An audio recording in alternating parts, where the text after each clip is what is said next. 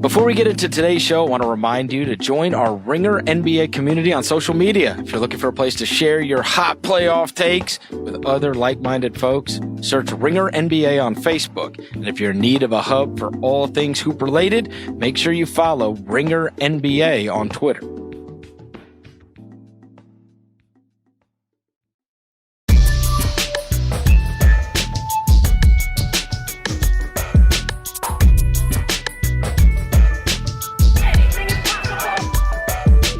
Welcome to the Ringer NBA show. I'm Chris Vernon, and joining me as he does every Tuesday from theringer.com is Kevin O'Connor, a.k.a. Kevin O'Bomber, a.k.a. Kevin O'Concert, a.k.a. Kevin O'Camera, a.k.a. Kevin O'Conflict, a.k.a. Kevin O'Climber, a.k.a. Kevin O'Candyland. Kevin! How are you doing this morning, Chris? I'm great. We had 2 Game 4s last night that saw 2 different series go radically different directions. We will start with the Celtics and the Bucks because you were in the arena. It ends up 113-101. The Bucks win by double digits on the road to take a commanding 3-1 lead over the Celtics. And this seemed like a rather miserable place to be last night. Yeah, I mean, the second round so far as a whole has lived up to the hype. As a whole, we got 3 2-2 series, but then we have this one 3-1 with Boston just falling flat on their face the last 3 games after an epic game 1 win for them. I think Kyrie Irving summed it up last night after the game. John Corrales from MassLive.com asked Kyrie Irving about, it seems like when this Celtics team doesn't have the shots falling on offense, it affects their defense. And Kyrie's response was, quote, when the ball doesn't go in the rim, the energy of the basketball can translate into the other end as well. That's just basketball 101. That's a choice we have to make. And it's a choice that the Celtics have not made in their own favor this entire season, where when offense isn't working, they let it dictate their energy on defense. It dictates their effort. And I haven't seen a team in the Brad Stevens era or even in the Doc Rivers era with the Celtics where they have let their offensive production dictate their defense. Usually it's the inverse, especially under Stevens, where their defensive energy is what's generating offense for them, either on the break or it's just translating into energy on the offensive end of the floor in the half court. This team just is lacking that type of character, even after having Marcus Smart return last night, who was 1 of 7 from 3. Even his energy did not give them a boost on the defensive end of the floor. Personally, I think it's absolutely embarrassing that a team with this much talent is performing at such a piss-poor level that they have. Granted, they're going against an unbelievable team against Milwaukee Bucks, and granted, this has happened all season with the Boston Celtics. In a way, Chris, we shouldn't be surprised. I actually am kind of surprised that that's the Kyrie quote you used. I was expecting, when asked about going 16 for 62 in the last 3 games, I thought you were going to go with the Kyrie quote, who cares? And then could have gotten a number of them. Who cares? This dude said, who cares? Like, what? Are you serious? Or with I mean, look, this, I don't want to like blow this particular thing out of proportion, but or walking off the court with 13 seconds left in the game. It's like, yes, the game was over. It was over. However, for a player who is supposed to be the leader of the team, you would think you would give more consistent effort on the defensive end of the floor. You would think that you would show more leadership qualities at the end of a tough loss. You would think that you wouldn't just walk off the court. You would think you wouldn't say, who cares, when you're sitting at the podium talking about how garbage you've been on the offensive end of the floor the past 3 games. And also, Chris, he followed that up saying, I should have shot 30 times. Maybe you should. Maybe next game you should, but I'm not sure that's the answer, because right now for Kyrie Irving, he's forcing a lot of his offense and the shot just has not fallen for him. Did anybody in the locker room or at the podium ask, why don't you guys pass to each other? This is one place where you have to give Milwaukee credit in the sense that I think their defensive adjustments with the increased amount of switching that they've been using has taken Boston out of some of their offense. But Boston has not responded well. I mean, I would love to know, like, what makes Terry Rozier think it's a good idea to take a step back 3 from the corner, contested, with around like 15 or 16 seconds left in the shot clock. Rozier's shot selection is horrible. Smart last night was not shooting the ball well from 3 at all. And Gordon Hayward coming off the bench Hayward has regressed back to what he was earlier in the season when people were calling for his benching. I thought last night he was borderline benchable. I don't think you can bench Gordon Hayward because of the upside of what he can give off the bench, because of the stability he provides as a ball handler and playmaker.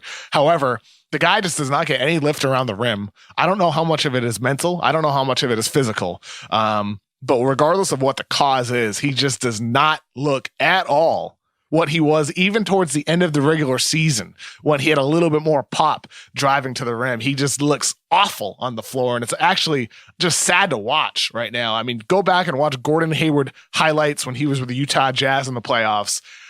It is a completely different player watching that Hayward compared to now. Watch Gordon Hayward 2 weeks ago?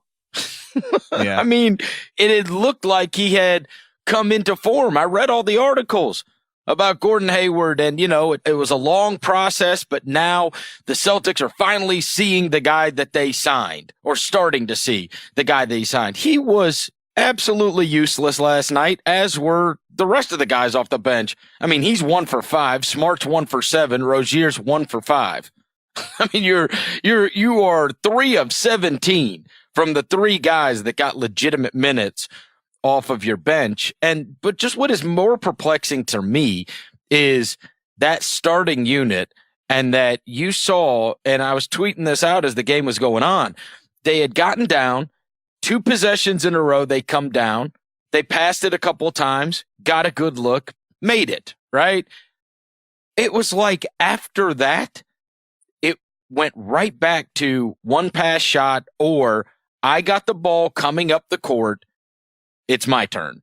And that even included Marcus Morris at one point. Marcus Morris got the ball on an inbounds. He dribbled the whole way up the court and then just jacked a 3. And I'm like, what in the hell is going on? And it is weird to me that Brad Stevens, who we all have a lot of respect for as a coach, I don't understand how he cannot get through to them. He sees this happening. We all see this happening. It stands to reason you could say, share the ball with each other. This is not, how can we be good as a collective?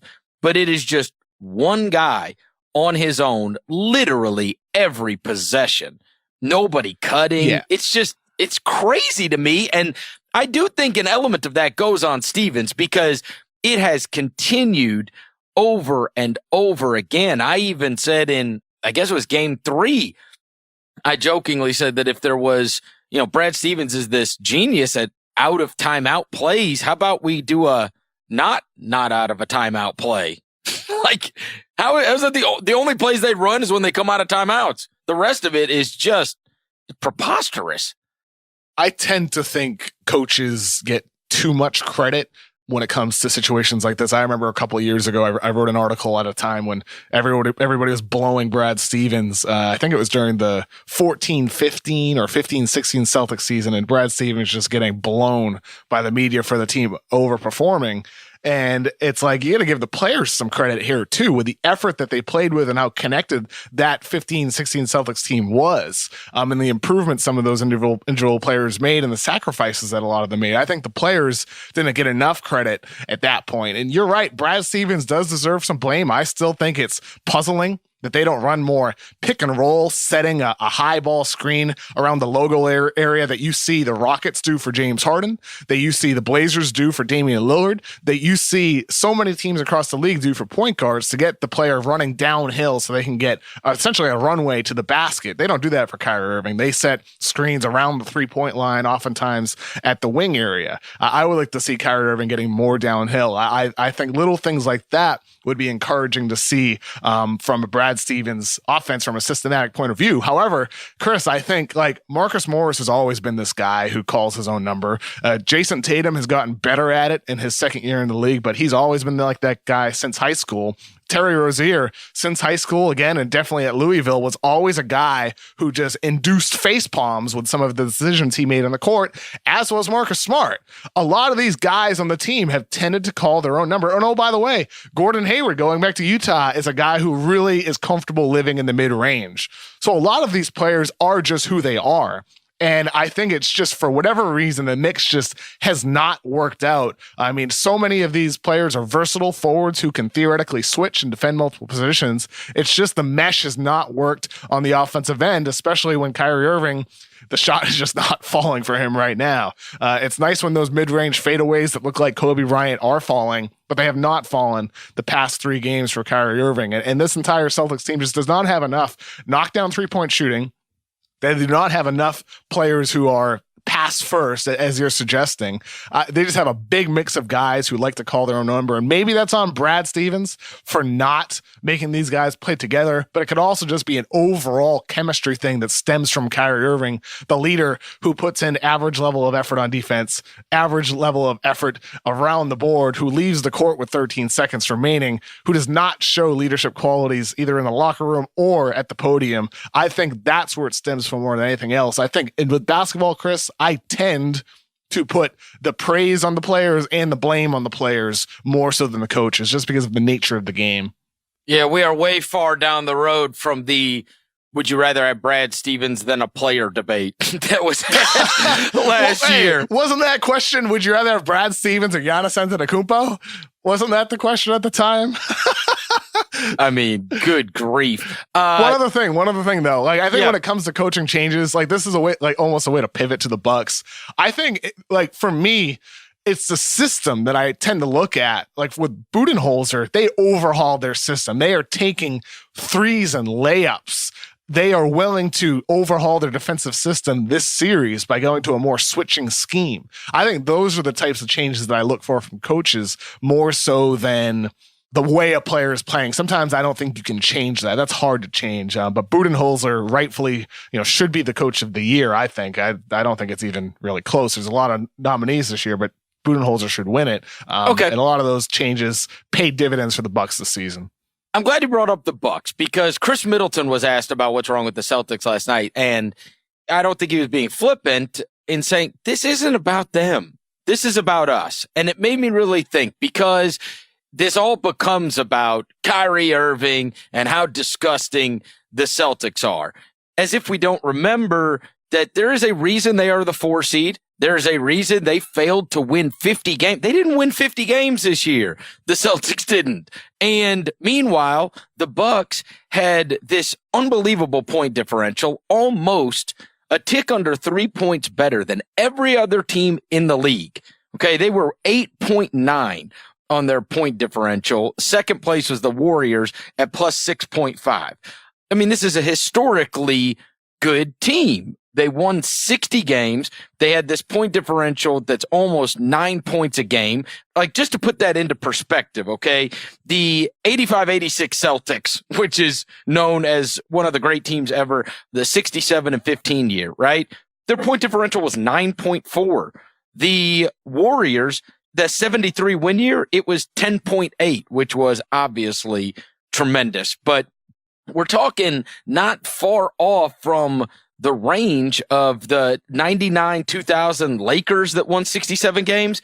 Their point differential was 8.5. I mean, it's a 60-win team that played well enough all season long that they have a plus 9 virtually point differential for the year. And it all becomes about what's wrong with the Celtics, what's wrong with Kyrie, what's wrong with Brad Stevens, on, and less about what Chris Middleton said. This is about us. And I do think, and it's because you have to prove it in the playoffs, right? Is this real when it comes playoff time? And what they have proven is definitively it is real. And Giannis has proven after what was one minor struggle in game 1, he has absolutely demolished them and has been totally unstoppable and unguardable in this deal and has established himself worthy of every single bit of praise. And it's not just a regular season thing. Like, he's been even better now when it comes to playoffs. So I do feel like there's part of this where we're going, hey, maybe this is about the Bucks, a little bit less about the Celtics and more about the Bucks. Definitely. I mean, I think our reason for leading with the Celtics is primarily just the fact that their season could be over Wednesday. and it might be the last time we're talking about him until the summer. Well, and it was shocking. Let's be fair. Yeah, exactly. It was shocking. Yeah. Yep. I mean, we thought this was going to be a good series. Yeah, we thought it was going to be a good series. We're gonna have a lot of time. We're gonna have a lot of time to discuss the Bucks in the coming weeks. That's for damn sure. And I'll tell you this, Chris. I think what we're seeing from Giannis Antetokounmpo, I wrote about this a little bit yesterday on The Ringer, is maybe right now this is just a little bit of a hot shooting stretch for him, and he's not going to continue to shoot over 40% from three like he is against the Celtics. However, what we're seeing is a preview of what can be when he is, where you can't sag off him. He took 2 pull-up threes and made 2 last night. Yes, he had 1 layup on a spot-up 3. I'm sorry, he had 1 air ball on a spot-up 3. But the 2 pull-ups are devastating to a defense when the only solution to stopping him right now, or even hoping to stop him, is sagging off him, protecting the paint, packing the paint.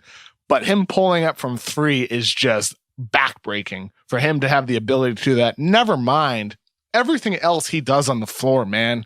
With what he does on defense, defending every position at a high level, what he does on the boards, crashing the offensive boards, getting second chances, tip-ins, put-back dunks, what he does on the defensive board, ending defensive possessions, what he does as a passer, what he does across the board and as a leader as well, developing his role as a vocal leader and a leader by example. What we're witnessing right now is 2 things. I think we might have to reconsider the Greek freak nickname to the Greek god, but also he's looking a lot like the strongest candidate to be the new king of the East. I mean, Toronto with Kawhi Leonard, we'll see what happens there. And then if Philly wins that series with Joel Embiid and Ben Simmons and everybody, that would be a challenge for the Bucks.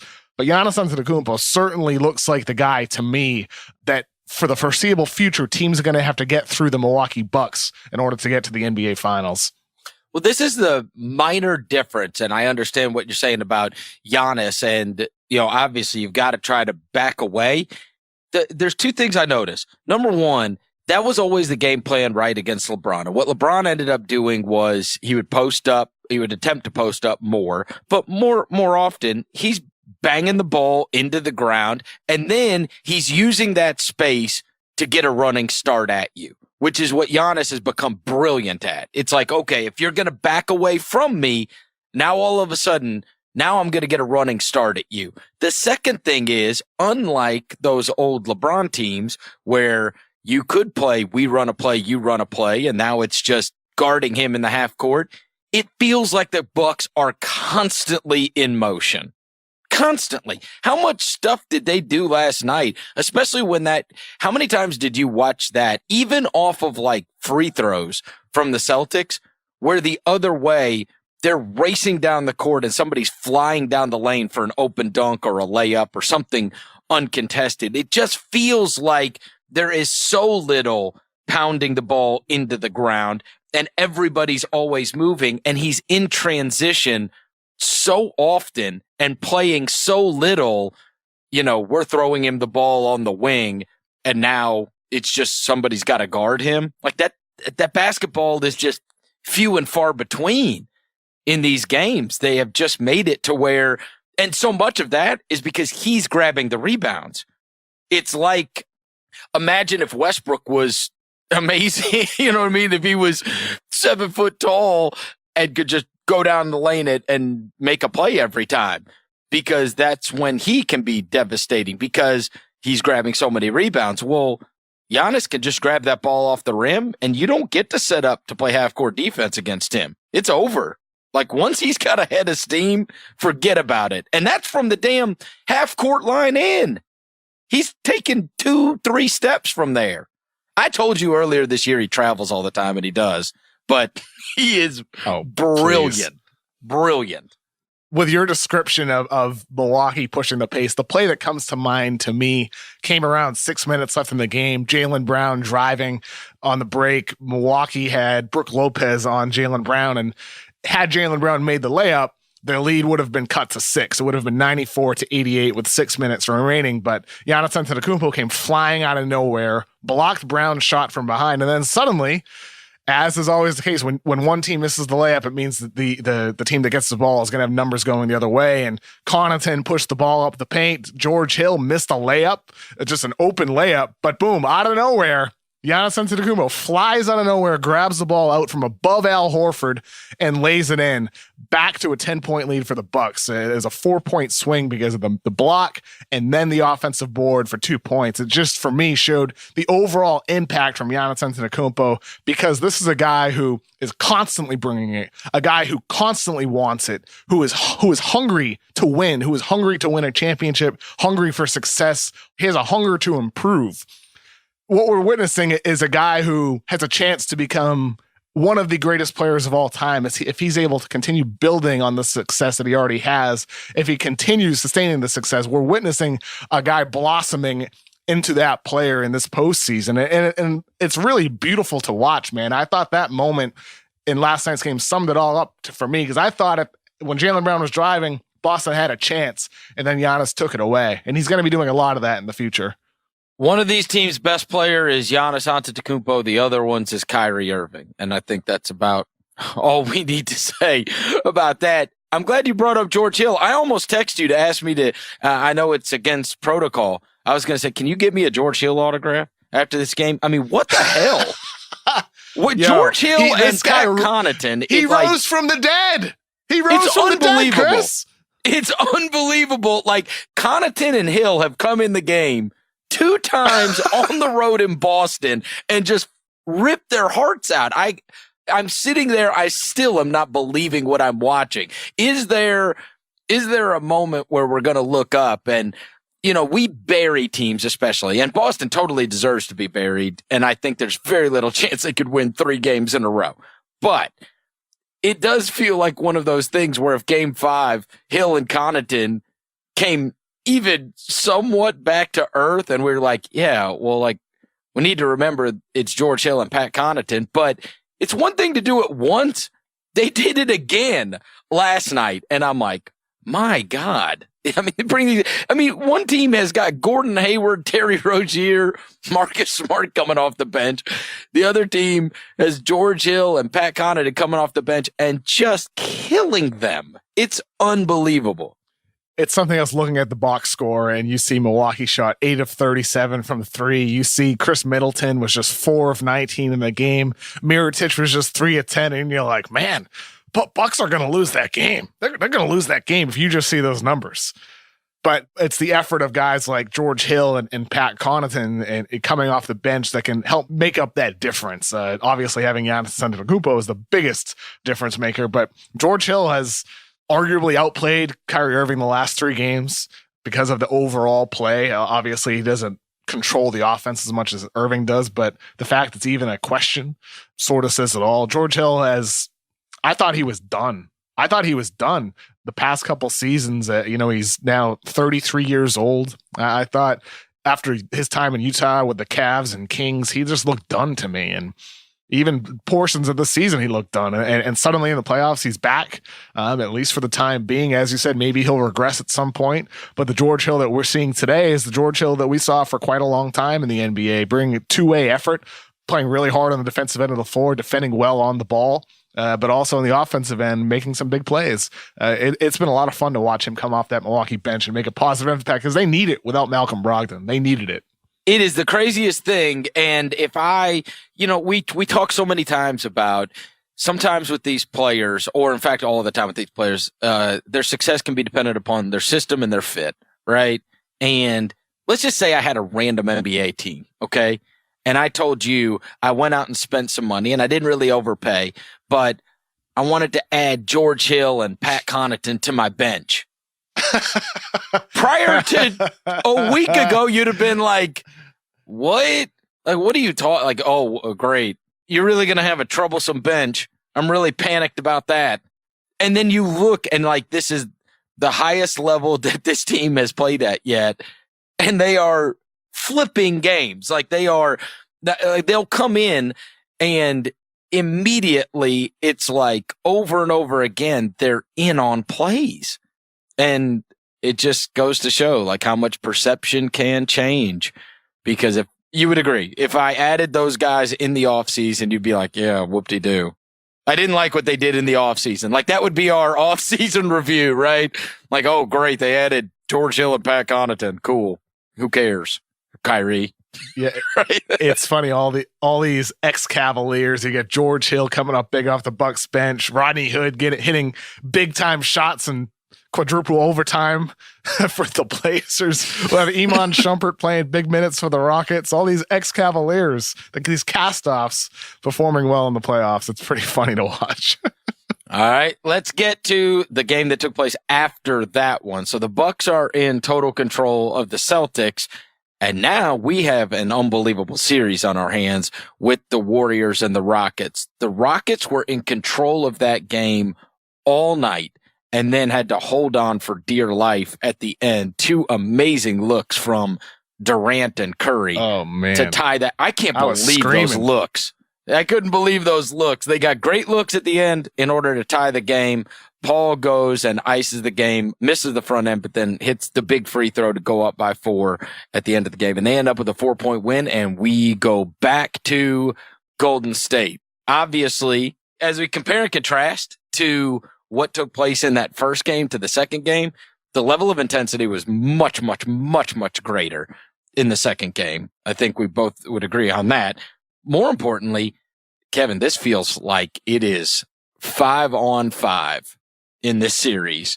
We talk about the guys in the bench and playing such a role and how the Celtics bench did literally nothing and the Bucks bench, their second leading scorer last night, I believe, was George Hill, who came off their bench.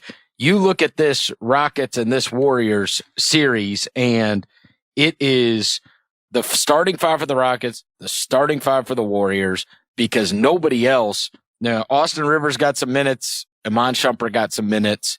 That's really it. I mean, Nene and Green got in the game, but both played less than 4 minutes in the game. And then you have Kevon Looney, McKinney, and Livingston got a little run each for the Warriors. But the benches have very, very, very little to do with this. And this is the starting 5 of the Warriors versus the starting 5 of the Rockets. And the Rockets were able to even it up last night. What'd you think? I don't know if I agree with that. I think it might not necessarily be the benches, but I do think it's the non-star players that are helping swing this series to an extent. I mean, I think I said starting look at Austin Rivers. Yeah, I know, but like I do think it's like the non-stars though. It's similar in the sense that it's like Austin Rivers has been critical, as a intense on-ball guard defender, and also another playmaker on offense, another slow down. Quality spot shooter. His defense was atrocious. I'm not going to slow down. Austin Rivers is good. He's a good player. And also, like, it's not just him. I know PJ Tucker starts, but man, like this guy is not a star player, and what he's been giving to the Houston Rockets, there's not many players in the league that can do this. I mean, I know a lot of people talk about small ball, more teams should play small, but there's not many guys that can do what PJ Tucker does as a versatile defender, as an excellent rebounder for his size, as a guy who can hit spot up threes for you and make smart plays on offense. There aren't many PJ Tuckers out there. Whereas with Golden State, not only is Klay Thompson not producing, not only is Stephen Curry underperforming, but they just don't have anybody else. Sean Livingston looks like he is ready to retire. Alan McKinney is a solid young bench player, but not somebody that you can yet rely on at a high level. And they don't really have anybody else that they can turn to. If you're going to bench Sean Livingston, you can give Quinn Cook a chance and he'll provide better spacing for you as a 3-point shooter, but he will get cooked on defense. You could put Jonas Jerebko on the floor, but Jonas, again, is a above average 3-point shooter, an average defender. Andrew Bogut is too slow for this series. Jordan Bell is not reliable. And so for Golden State, I wonder what the adjustment is maybe to your rotation if they need to just trim it even more. If you need to give Looney and McKinney more minutes and bench Livingston, because to me, he just looks done. He does not look like he can stay on the floor defensively. He does not space the floor for you on offense. His shot creation has diminished as well. Golden State, I think, would benefit from making a tweak to their rotation, further increasing the minutes for some of their stars, but also increasing the minutes for some of those bench players. But ultimately, Chris, like, this series comes down to Curry and Klay Thompson just not hitting shots. And when you're not hitting shots, I would really like to see Golden State try to attack the basket more, especially when Clint Capella is out of the game. He only played 21 minutes last night. I think if you're the Warriors, you need to try to get to the rim a little bit more against this Houston team when they don't have their rim protector in the game. PJ Tucker's been a great player for them, a really impactful player, but I do think Golden State should be trying to get to the basket more often. They are trying to match 3 for threes. And if Klay Thompson's not hitting threes and Steph Curry's not hitting threes at a reasonable rate, you're dead on, Kev. I mean, you got real problems on your hands. You brought up Tucker. I always, for anybody that's listened to this show for an amount of years, I always extol the virtues of having Bulldogs on your team. And PJ Tucker was not going to let them lose last night. And every big play that was made were PJ Tucker and Chris Paul. I was perplexed this morning. And this is just how quickly narratives can change, right? Because I wake up and I know you're going to say it. Everybody's going to say, they're going to, oh, you just don't like James Harden and you're just hating on James Harden, whatever.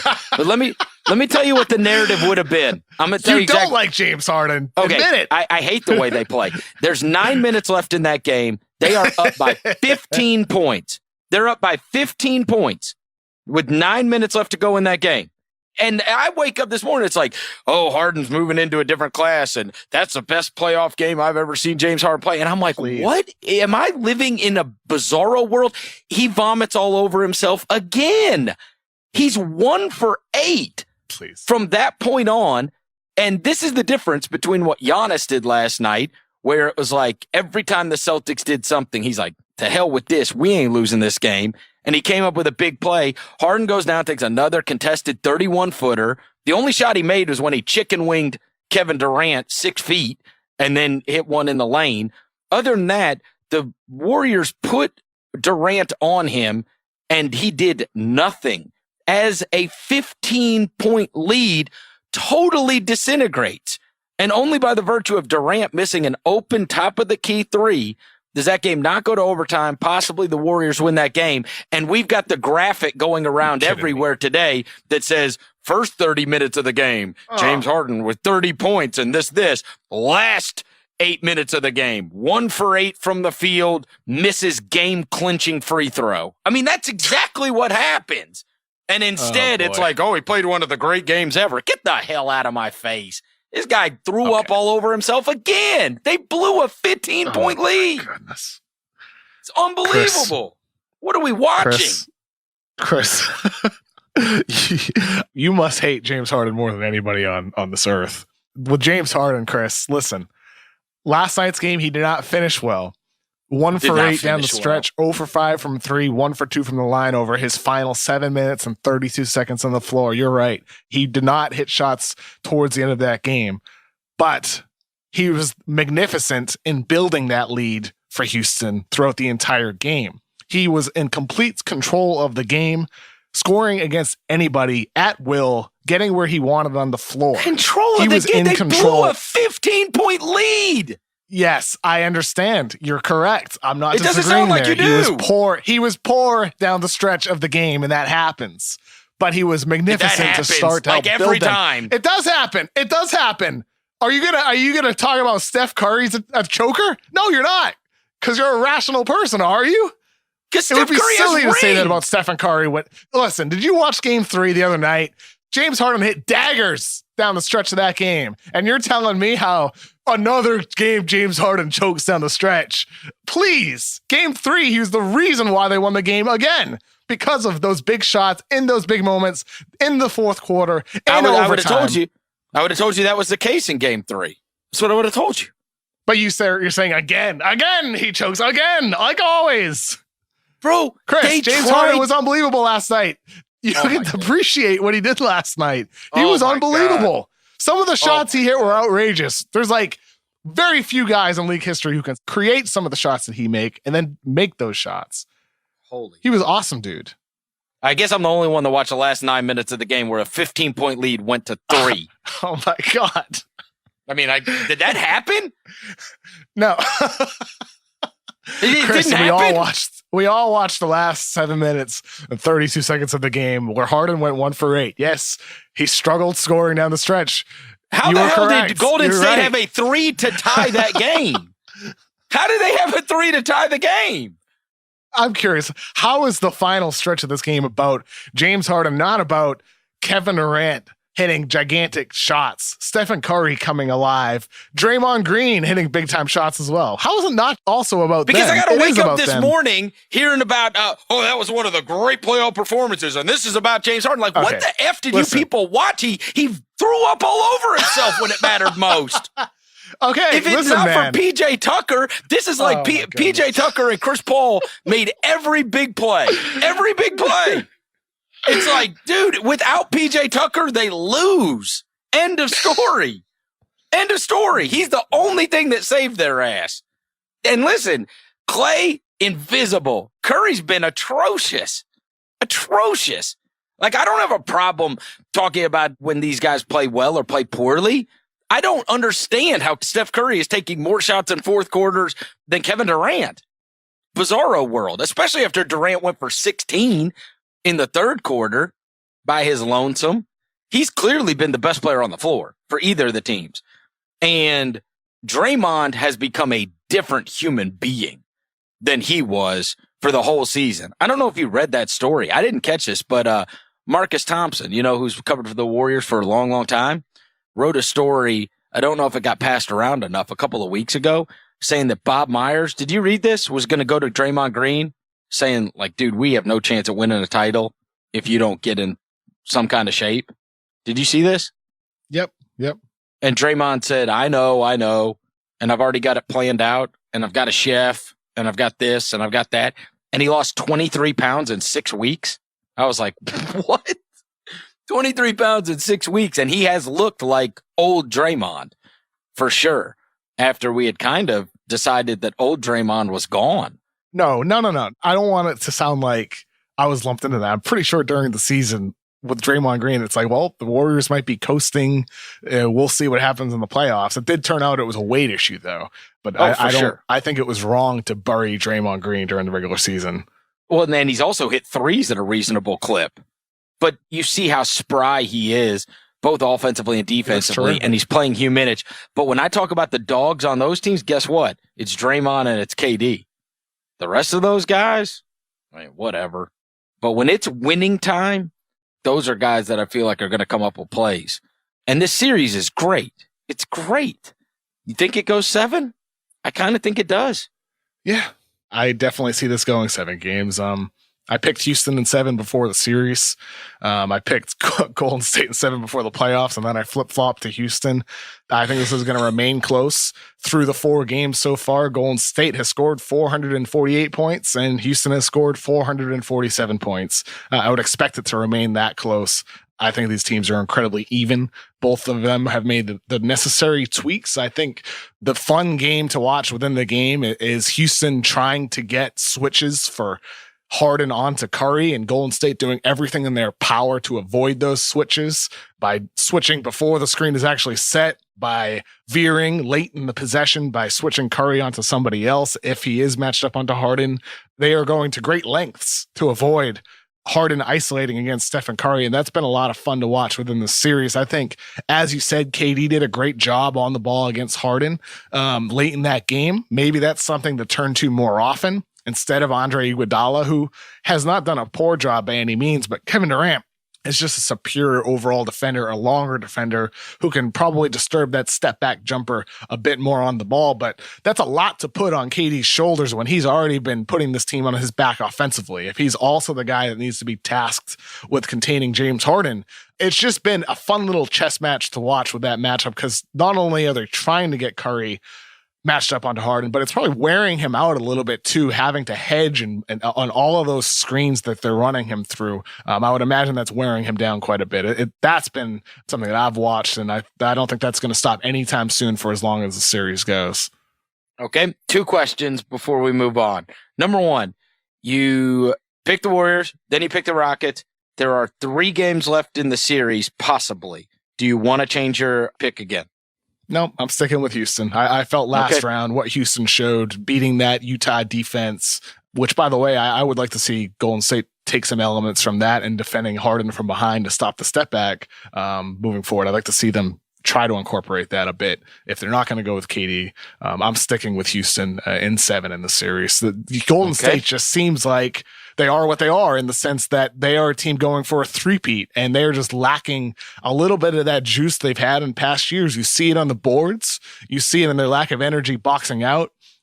You see it across the board, really. They just seem like a team that's been through a lot the last couple of years because they have. And it's really hard to three-peat. That's a captain obvious thing to say. But we're seeing that right now against a team that again, has a hunger to finally get over the hump against this Warriors team. All right, I don't think Durant's going to let them lose, and I think so. I'll take the Warriors. The other question that I did have for you was, and I don't know how far in advance you lay things out, but will you wear the red Harden jersey or the white one for Game 5? Well, I mean, I don't have a Harden jersey, but I would be happy to have one. It'd be great. I'd love to have a Harden jersey. Just text Daryl. Listen, man, I understand. Like, you and I are on a different page with him, but personally, he's one of my favorite players that I've ever watched because he's somebody who is constantly. I'm not going to wax poetic about him, but he is somebody who has constantly improved and added to his game. That is something that I respect. And I know moving forward, he's going to continue to improve his offhand, his right hand. That right hand floater is going to improve. The right hand dribble and finishing is going to improve because of how defenses are defending him. Never mind just the fact that he is one of the players changing the game and pushing the envelope of what's possible with the 3-point shot. He's masterful at getting into the lane and drawing fouls and finishing around the rim. I love watching James Harden. I love him as a player, dude. I really do. I'm not going to deny that. He's great. I wish we agreed on him, Chris, but in many ways, I'm glad we disagree on James Harden. I'm glad we do. We got to take a quick break. When we come back, we will talk about the games that are set up for tonight. Last night, we had 2 Game 4s. Tonight, we have 2 Game 5s. We'll do that on the other side. Today's episode of The Mismatch is brought to you by the National Highway Traffic Safety Administration. It can be a little frustrating, especially when you're in a hurry or running late, to find yourself at a railway crossing waiting for a train. And if the signals are going and the train's not even there yet, you can feel a bit tempted to try to sneak across those tracks. Well, don't. Ever. Trains are often going a lot faster than you expect them to be, and they can't stop. Even if the engineer hits his brakes right away, it could take a train over a mile to stop. By that time, what used to be your car is just a crushed hunk of metal, and what you used to be, well, it's better not to think about that. The point is, you can't know how quickly the train will arrive. The train can't stop even if it sees you. The result is a disaster. If the signals are on, the train is on its way, and you just need to remember one thing: stop. Trains can't.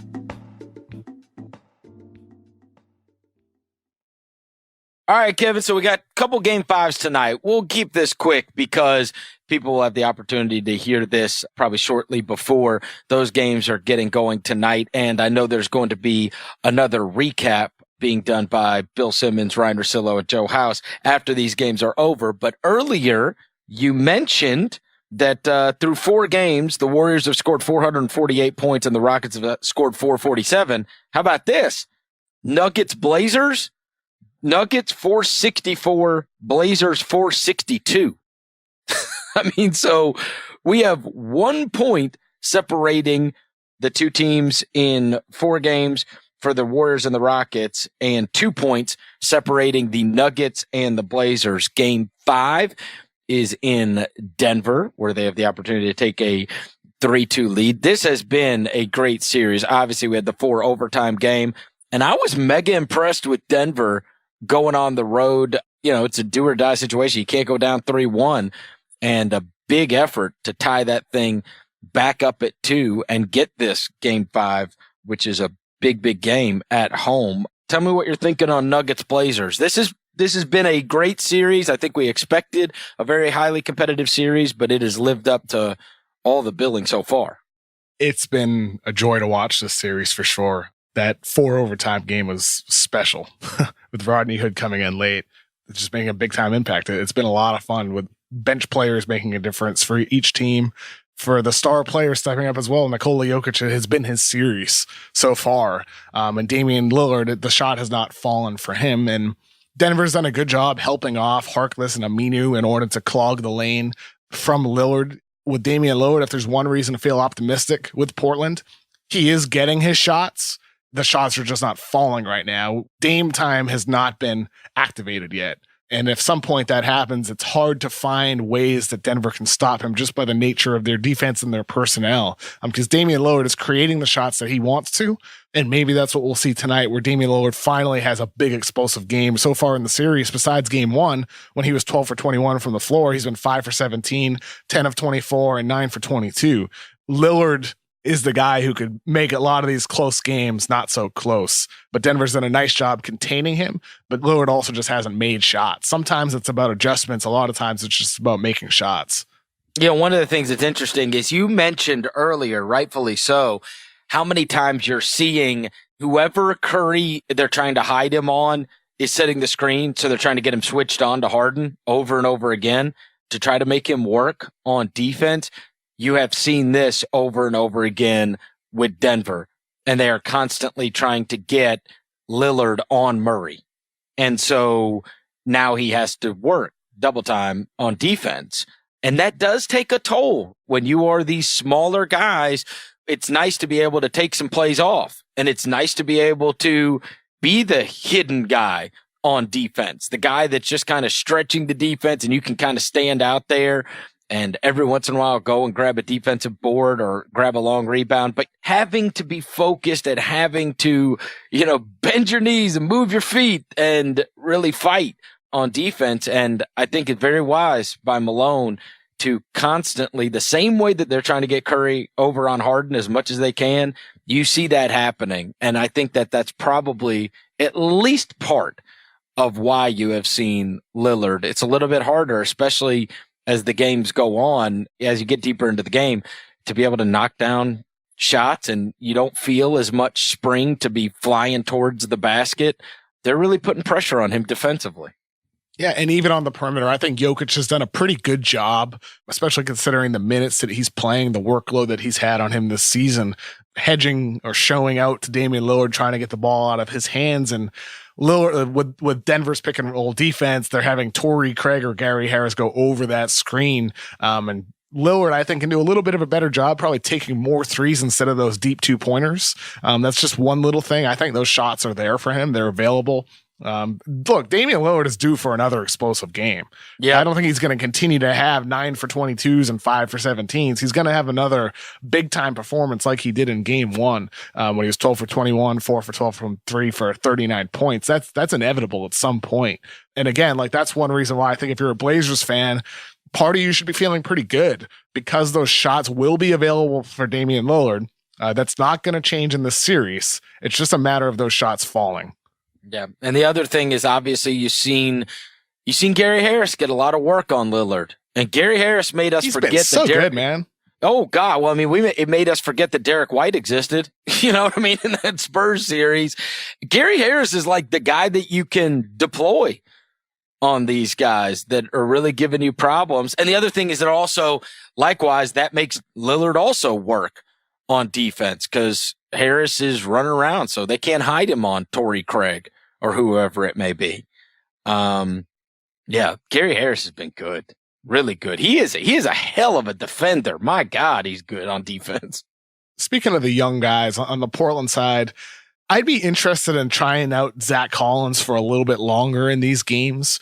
I know it's tough. Collins is young. He's only 21 years old. He still gets into foul trouble all the time. So far this series, in game 1, 4 fouls and 5 fouls, 3 fouls and 5 fouls. And that's only averaging 18.8 minutes per game. He has the 4.3 fouls per game. He's a foul prone player. However, I do think the spacing he provides on the offensive end of the floor as a solid 3-point shooter can give Lillard and McCollum a bit more space when it comes to attacking and generating baskets either for themselves or for others. If you can get Collins up to 25 or 30 minutes, even just for one game, and bump Kanter's minutes down a little bit, I'd be intrigued in seeing how that works for Portland. With that said, it's not a knock on Kanter. He's made an impact with the way he rolls to the rim, with his rebounding and just his overall effort. but still Collins is a better defensive player and a better shooter. I think that's something worth exploring for Portland. But again, that comes down to Collins. Is he in foul trouble or not? And he's been in foul trouble his entire career. Going back to Gonzaga, it was a problem. It's a problem now in his second year in the pros. And it's not going to get fixed for a while until he gains experience. But it's just something for Portland to, I think about. I think you're right. I like Collins. I think Collins has been very good for them. The problem is they get less than nothing from Turner. It's like he's got 3 baskets in the playoffs. Can you believe that? 3 baskets. He has made baskets 3 times in the playoffs. I mean, that is a killer. I can believe that.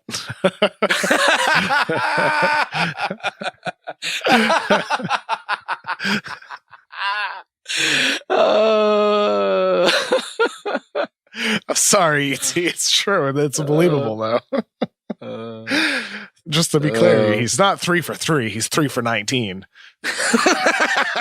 He's not 3 for 3. I don't think anybody thought that he was 3 for 3. I don't think when I said that Evan Turner's made 3 baskets all playoffs, they were like, wow, he's 100%, huh? Only shot it 3 times. Just wanted to clarify. That's all for our listeners. We're always about accurate information, Chris. I thought Portland was going to win this series at the beginning of this series. I know you thought Denver, and I will tell you, I do not feel good about my pick right now. But interesting. Hey, listen, time is running out for Dame Time. If Portland's going to come through, Dame Time needs to show up, because I do think that this game tonight, so many times we have seen in the past, if it's 2-2, whoever wins game 5 has X percentage of going on to win the thing. I mean, this is clearly a pivotal game tonight, and home court advantage has not proven to be ridiculous in this. I mean, all these games have been close. So I'm very excited to see this. I really have no idea what's going to happen. I'm fired up, man. I'm excited for tonight with Portland, Denver, and then we have Philly, Toronto as well. It's going to be a good time. Yeah. Philly, Toronto is the first game that's going to get going on tonight. We talked earlier about Giannis and this, I don't even want to say ascension, because he's probably going to be the MVP this year, but taking the world by storm in these playoffs and just constantly looking like the best player on the floor. That has also been true in the Philadelphia-Toronto series. Sometimes Kawhi has had some buddies come along with him. Other times he has not.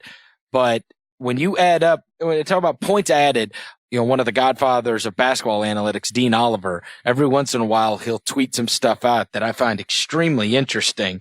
He'll show up and tell you something about what's going on with one of the series. And so it's offensive points added per 48 minutes, defensive points added per 48 minutes, and then kind of add them up to who's having these great postseasons. So far this year, efficiency-wise, Kawhi Leonard is having the best postseason of any player in the last decade, according to this metric, second only to Kawhi Leonard in 2017. He is, so we've got, and this is the list for anybody interested: 2017 Kawhi, 2019 Kawhi, 2017 Curry, 2014 LeBron, 2017 Durant, 2010 LeBron, 17 LeBron, 19 Durant, 2016 Kawhi, 2015 Curry. So you go back a decade, the best playoff performer has been either Kawhi Leonard, Steph Curry, LeBron James, or Kevin Durant in every postseason. Unreal. And the only one that's been better than Kawhi this year was Kawhi the last time we saw him in the playoffs in 2017. He has been absolutely amazing on both ends, but you really don't know what to make. This is such a strange series, right? Because Embiid looks like the best player in the world, in game 3. He's sick or whatever in game 2. And then game 3, he's the best player in the world. And then he's sick in game 4. And so not knowing, do you get 30 and 15 Joel Embiid, or do you get relegated to sickness Joel Embiid? And then obviously, do you get the miserable Lowry from the first 3 games, or the Kyle Lowry that looked like, a big time player in the series in game 4? I don't know what the hell to make of what's happening in this series, Kev. Just one thing on Kawhi. I thought another stat that really sums up his brilliance this round is from Micah Adams, who works for DAZN. I'm just going to read his tweet. He wrote, Kawhi is averaging 38 points per game on 62% shooting so far this series. Michael Jordan averaged over 35 on 60% shooting in one playoff series. LeBron has never done it. Durant has never done it. Kobe never did it. We are witnessing truly one of the best series by a perimeter player ever. And it's the truth. It speaks to what you originally said, Chris, where sometimes Kawhi is getting the help that he needs and other times he is not. I think Toronto's bench has, for the most part, been quite underwhelming. Nick Nurse tried out Pat McCaw for 5 minutes in game 4. Van Vliet has not been productive. Norman Powell has not been productive. Right now, Toronto is really a 6-man team with Siakam, Leonard, Gasol, Lowry, Green, Ibaka. Let me take a quick little 20-second timeout. What the hell happened to Fred Van Vliet? Is it injury? Yeah. I mean, he was like a flip a game guy, and he has been a nothing. Like, really, a nothing. Bad. I don't know what happened to him. And I know that he has gone through injuries the last couple of years, and maybe it'll be one of those deals that we'll look up in a couple of weeks. Somebody will report, turns out Fred Van Vliet was playing with blank, blank, blank, right? But damn, man. He had a toe injury earlier in the season. He had the thumb injury, but for him to be performing at the low level he has is definitely quite shocking, especially from what he was as just a rookie. As a rookie, and then last year especially. It's pretty shocking to see. All right, so what are you feeling on the series? And it's just so hard to know. When Philly gets the Embiid that we saw in Game 3, they look unstoppable. When they get the guy that they had in Game 4, it looks like it could be, a 6-game series for Toronto. And it's just a roll of the dice. Which Embiid do you get that night? And I could kind of tell you how I feel about the game, but I literally have no idea which Embiid you're going to get tonight. I think in tonight's game, obviously with Joel Embiid and Ben Simmons and Jimmy Butler, like those are the 3 guys to watch on Philly. But I'm especially going to be monitoring the production of Tobias Harris because in Game 4, what Toronto did was going with their double big lineup with Ibaka and Gasol. They did that, but they also were helping off of Tobias Harris a bit more often. They were more willing to let him take those open jump shots.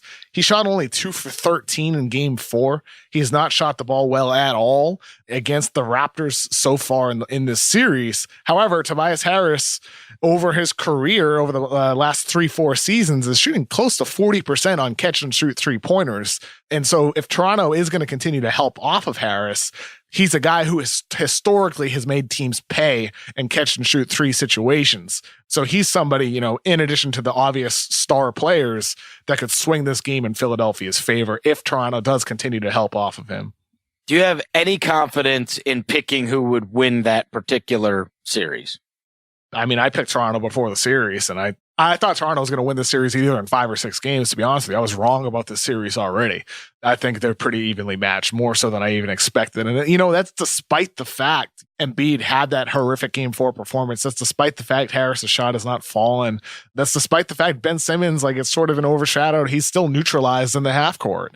A lot of factors have worked against Philadelphia in the series, but it's definitely an evenly matched series. I think I see this going 7 at this point, Chris. I'm not sure who I would pick to win. I think I would lean slightly towards Toronto just because of the fact they have home court and the fact that they have the best player in the series in Kawhi Leonard. But Kawhi needs help from some of the other guys in that team. Gasol really needs to pick it up on the offensive end of the floor, be more willing to take those open pick and pop 3-pointers that he's getting. And one of those bench guys, whether it's Van Vliet or Norman Powell, needs to elevate their play. And also, we didn't even mention the name Pascal Siakam yet. Yep. Siakam's had some big up and downs this series. Game 4 was a big time down coming off that calf contusion that he had. So if he's healthy, another guy that can continue to swing the series in favor of Toronto, because he was only 2 for 10 in Game 4.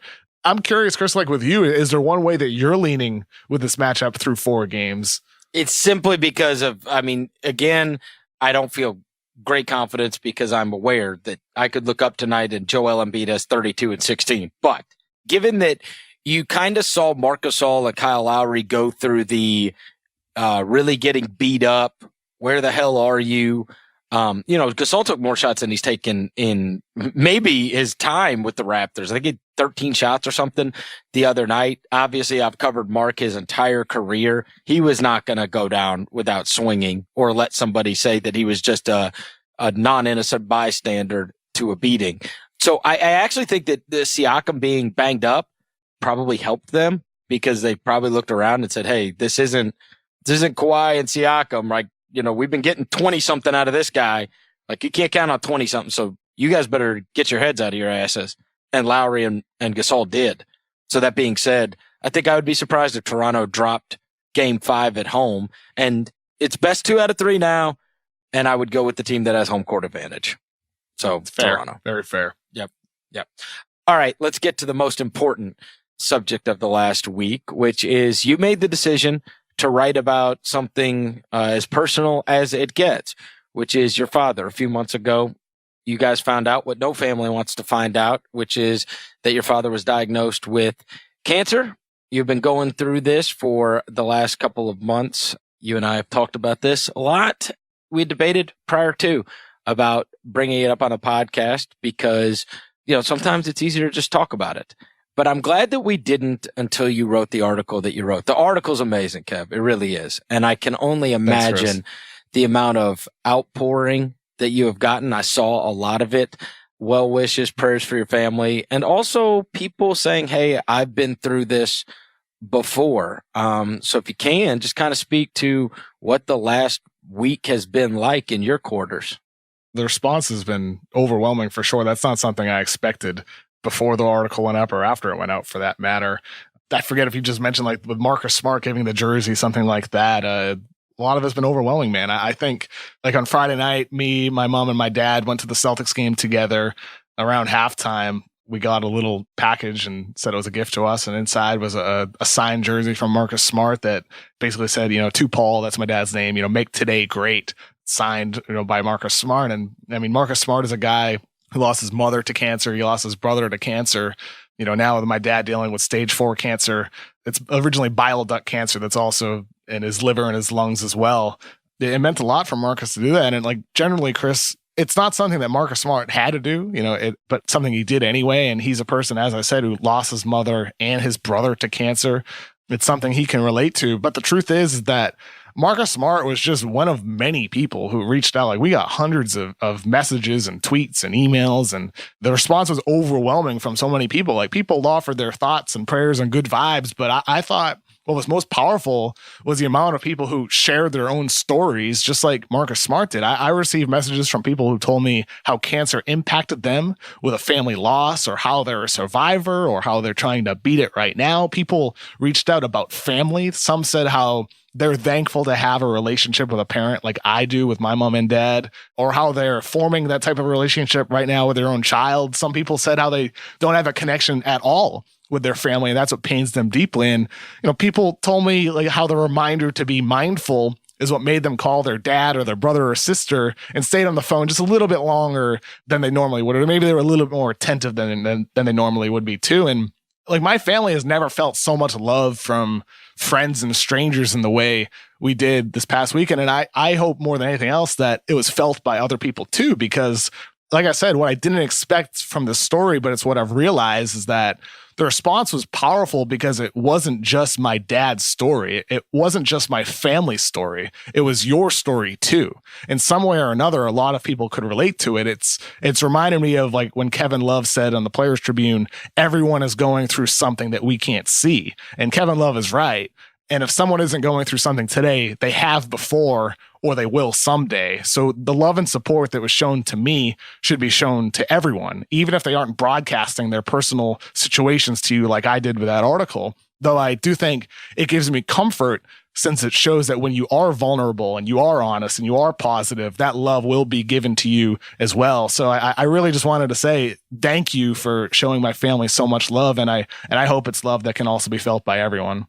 Well, and I do think that your choice to express it and let everybody see what's going on. You think about how much joy that's given you and your family over the course of the last week. And, you say it affects everybody. In the interest of full disclosure, you and I talked about this immediately when this happened with your father, the day he got the diagnosis. Because for those of you that don't know, I mean, me and Kev goof around a lot, but we're like truly friends, right? And stuff like this happens, and it's well beyond the fact that you work with somebody. And I told you then, you know, I was young, or much younger than I am now. I believe it was 8 years ago, but my best friend, and we were both in I guess we were both in our young 30s at the time, but he had gotten diagnosed with stage 4. And I told you, I said, listen, it was 3 years. I mean, they told me he was going to be gone, and it was 3 years. And so, but I didn't really talk about it. You know what I mean? And then when I lost him, I didn't really talk about it. And I hope that, you know, now that I'm older and I can look back on it all, I just held it all in, and I just cried and cried all the time. And, you know, I mean, the people that were closest to me knew what was going on, but I lost him, and it just killed me. And I hope that a lot of people see your example about this. And I'm not saying go out and tell everybody everything that goes on with you personally. And some people are more private than others, but I see the effect that this has had on you, and I see the response you have gotten. And you see so many people saying, I've been through that too, or this is part of my story too, or whatever. And I don't know, I guess now I look at it and I see how you handled the whole thing. And I wish I probably would have done some things differently. And I hope people take from your example that it's okay.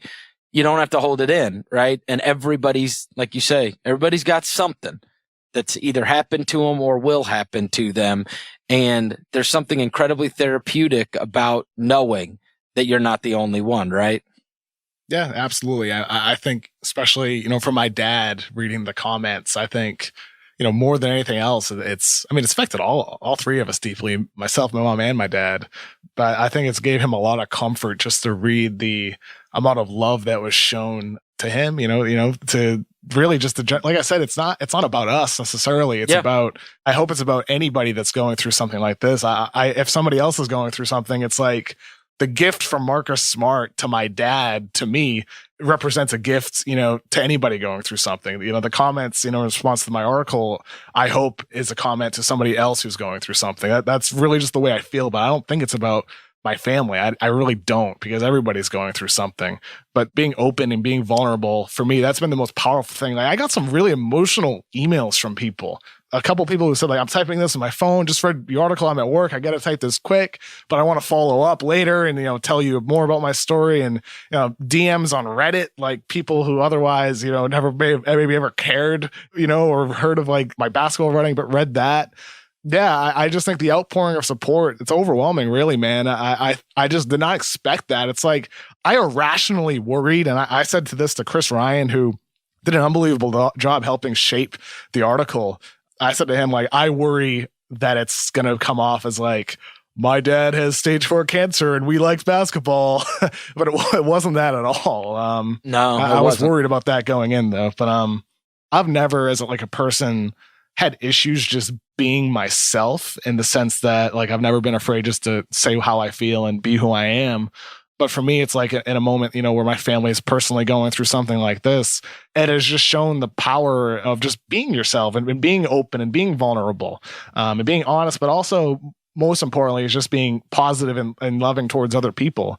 It's been really powerful having that, like, reciprocated back, you know, feeling that from so many others during a time where my dad especially needs that, and it helps and it feels good. I just hope others can feel that love as well, because what was shown to me should be felt by others and would be shown to others in this type of situation. It's all been very powerful and all been very moving. I really just thank you. It's meant a lot to us. You can't say it any better than that. Kevin, I can't wait for all of these basketball games over the course of the next couple of days. Oh, by the way, tell your pops I'm sorry about the Celtics. That's BS. I bet he was super pissed. He was super pissed, wasn't he? He's like, "Oh, come on!" Right? How mad was he at that game about that game last night? Oh my gosh, that is the one thing about sports, right? It doesn't matter what you're going through. Your team's your team, and that was. He's like, "Oh, seriously, guys, will you please pass?" Oh my goodness. Yeah. I was texting with him last night. It's like, what a bummer that Celtics team is, huh? Jeez. Unbelievable. Yeah. Kevin, we'll catch up next week. Thanks, brother. Give special thoughts to your family and your pops, and we will run it back next Tuesday. Looking forward to it, Chris. Have a good one, man. Thanks, brother. Everybody, go give us a rating and review on iTunes. It really helps. 5 stars, 5 stars. And we will talk to you next week.